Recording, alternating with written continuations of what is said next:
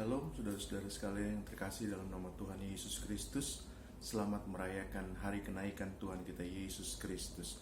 Kita yakin dan percaya sekalipun kita tidak dapat berkumpul bersama saudara-saudara, tapi kita mau percaya bahwa kenaikan Tuhan memberikan kemenangan yang sempurna buat kita.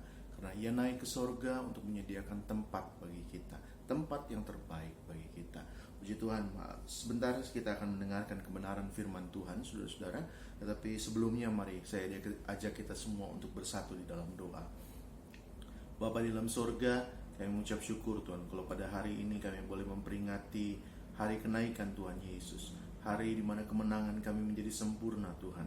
Tuhan Yesus naik ke sorga untuk menyiapkan tempat buat kami, orang-orang yang percaya, sehingga kami boleh pada waktu kami dipanggil oleh Tuhan nanti, kami boleh mendapatkan tempat yang terbaik Tuhan. Kami mengucap syukur pada pagi hari ini. Sebentar kami akan mendengarkan kebenaran firman Tuhan.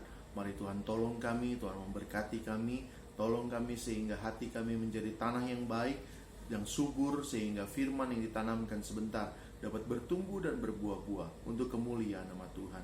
Tuhan sendiri yang akan memberkati setiap kami Tuhan. Hamba-Mu yang akan membawakan firman-Mu, Tuhan kiranya tolong sehingga perkataan yang keluar dari mulut lidah hamba-Mu ini adalah perkataan yang adalah firman Tuhan saja. Kami sambut kebenaran firman Tuhan dalam nama Tuhan Yesus Kristus. Kami sudah berdoa mengucap syukur. Haleluya. Amin. Puji Tuhan saudara-saudara.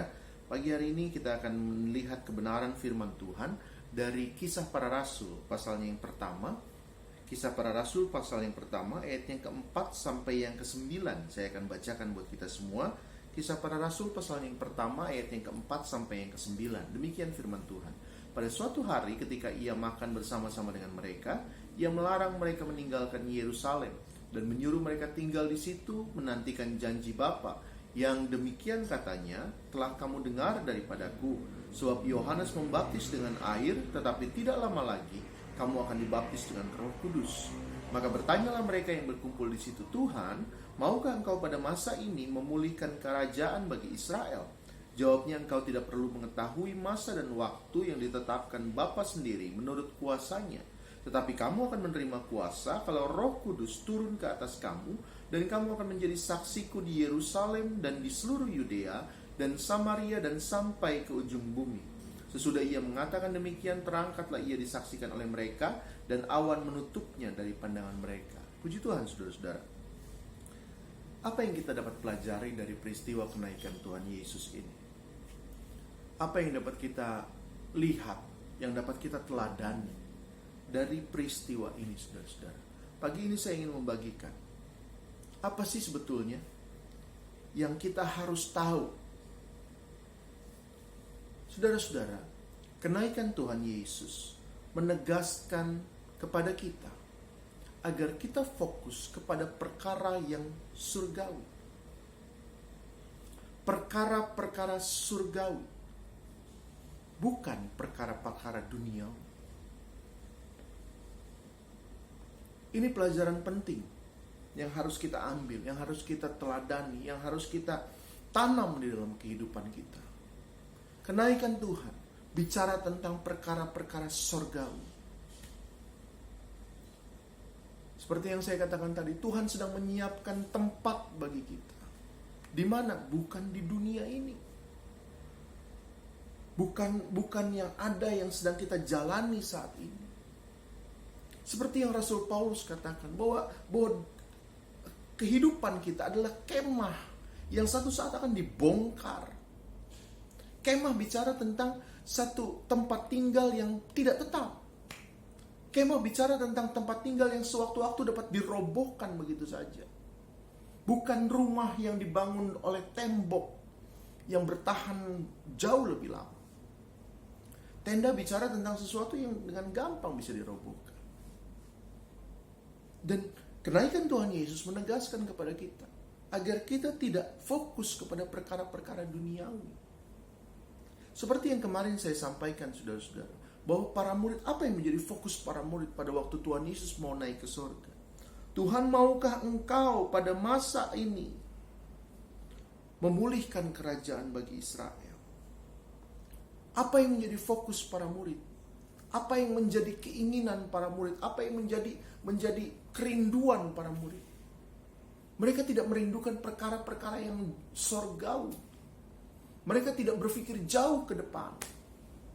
Mereka hanya berpikir, Tuhan, maukah Engkau pada masa ini memulihkan kerajaan bagi Israel? Memulihkan keadaan kami, memulihkan, kalau negara Israel dipulihkan, maka kehidupan saya pun akan dipulihkan. Hidup saya jadi nyaman, hidup saya jadi enak, hidup saya jadi nggak perlu khawatir akan penjajahan.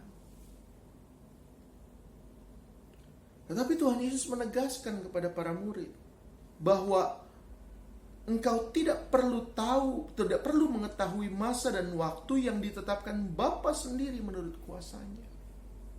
Tuhan Yesus bilang sama para murid, bukan urusan kamu soal dunia ini. Bukan urusan kamu. Tetapi kamu akan menerima kuasa kalau Roh Kudus turun ke atas kamu. Mari pentingkan hal-hal yang sorgawi. Mari pentingkan hal-hal yang akan kita jalani kekal nanti. Jangan memikirkan perkara-perkara duniawi. Dan ini artinya apa? Perkara-perkara duniawi, perkara-perkara kehidupan kita pada waktu kita mendahulukan maunya Tuhan, pada waktu kita mendahulukan perkara-perkara yang surgawi, maka itu akan ditambahkan kepada kita. Seperti apa kata firman Tuhan? Carilah dahulu kerajaan Allah dan kebenarannya, maka semuanya itu akan ditambahkan kepadamu. Perkara-perkara duniawi bukan sesuatu yang harus menjadi fokus kita, bukan urusan yang paling utama buat kita. Tetapi perkara-perkara duniawi akan ditambahkan kepada kita. Kalau apa? Kalau kita benar-benar hanya mementingkan Tuhan. Kita benar-benar mencari dulu kerajaan Allah. Kita benar-benar mencari dulu kebenaran itu. Maka semuanya itu firman Tuhan katakan. Itu artinya apa? Semua perkara-perkara duniawi, semua kebutuhan-kebutuhan jasmani, semua yang menjadi kebutuhan keluarga kita, usaha kita, itu akan ditambahkan kepadamu. Mari yakini firman Tuhan. Mari imani firman Tuhan. Sekalipun saudara-saudara, apa yang Tuhan perintahkan buat kita adalah sesuatu yang mungkin sulit bagi kita. Apa yang Tuhan perintahkan kepada para murid pada waktu Tuhan Yesus mau naik ke sorga. Ayat yang keempat mengatakan, pada suatu hari ketika ia makan bersama-sama dengan mereka, ia melarang mereka meninggalkan Yerusalem dan menyuruh mereka tinggal di situ menantikan janji Bapa. Kadangkala apa yang Tuhan perintahkan kepada kita, apa yang Tuhan firmankan kepada kita, sesuatu yang mungkin membuat kita aneh. Kenapa saya bilang aneh? Kenapa saya bilang sesuatu yang menyusahkan? Tuhan Yesus menyuruh para murid untuk tinggal di Yerusalem. Padahal saudara-saudara, Tuhan Yesus, para murid adalah orang-orang yang dicari oleh prajurit-prajurit Romawi. Para murid pada waktu itu mendapat predikat sebagai antek-antek pengkhianat. Kita tahu bersama bahwa Tuhan Yesus disalibkan karena ia dianggap sebagai pengkhianat oleh orang-orang Israel. Dia dianggap sebagai orang yang memurtadkan orang-orang Yahudi. Dan para murid adalah antek-anteknya. Harusnya mereka lari dari Yerusalem.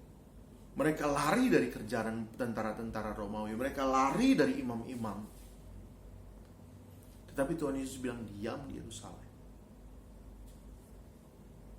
Buat kita yang tahu kelanjutan ceritanya, kita tahu bahwa saatnya nanti hari Pentakosta, maka para murid akan dipenuhi dengan Roh Kudus dan mereka akan berbicara dengan bahasa-bahasa lain dan mereka akan menyelamatkan banyak jiwa. Tetapi bagi para murid yang tidak mengetahui itu, yang mereka tahu adalah mereka harus tinggal di tempat di mana ancaman terbesar dalam kehidupan mereka. Hari-hari ini kita tinggal di satu ancaman yang besar buat kita.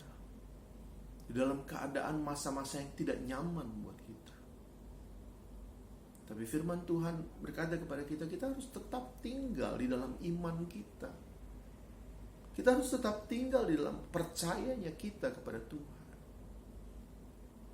mari terus bangun iman kita. Mari terus bangun kepercayaan kita. Supaya apa? Supaya Tuhan dapat memberkati kehidupan kita. Supaya fokus kita hanya kepada Tuhan. Pada waktu kita fokus kepada Tuhan, pada waktu kita mencari dulu kerajaan Allah dan kebenaran, maka semuanya itu akan ditambahkan kepada kita. Puji Tuhan, firman Tuhan tidak saya panjang lebarkan lagi.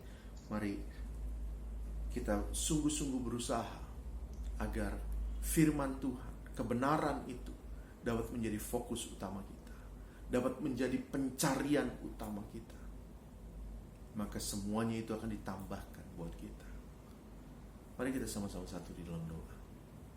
Bapa di dalam sorga, kami mengucap syukur pagi hari ini buat kebenaran firman Tuhan. Tuhan, tolong kami Tuhan, supaya apa yang menjadi fokus utama kami adalah firman Tuhan, adalah kerajaan-Mu dan kebenarannya. Tuhan, tolong kami Tuhan.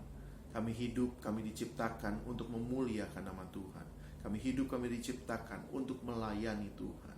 Tuhan, tolong kami supaya kami mengerti apa yang menjadi tujuan utama kehidupan kami, sehingga kehidupan kami dapat memuliakan nama Tuhan, kehidupan kami dapat menyenangkan hati Tuhan. Terima kasih, kami akan menjalani hari kami Tuhan. Tuhan kiranya memberkati setiap jemaat Tuhan yang mendengarkan pada pagi hari ini. Tuhan memberkati kehidupan mereka, Tuhan memberkati keluarga mereka, Tuhan memberkati usaha dan pekerjaan mereka. Kami yakin dan percaya apa yang kami kerjakan dan lakukan dibuat berhasil oleh Tuhan. Kami mau mendahulukan Tuhan, kami mau mendahulukan firman Tuhan, kebenaran firman Tuhan. Tuhan kiranya memberkati kepada kami. Kami yakin dan percaya hari-hari yang akan kami jalani adalah hari-hari yang dilimpahi berkat oleh Tuhan. Terima kasih. Kami akan menjalani hari kami di dalam nama Tuhan Yesus Kristus. Kami sudah berdoa dan mengucap syukur. Haleluya. Amin. Puji Tuhan. Tuhan Yesus memberkati kita semua.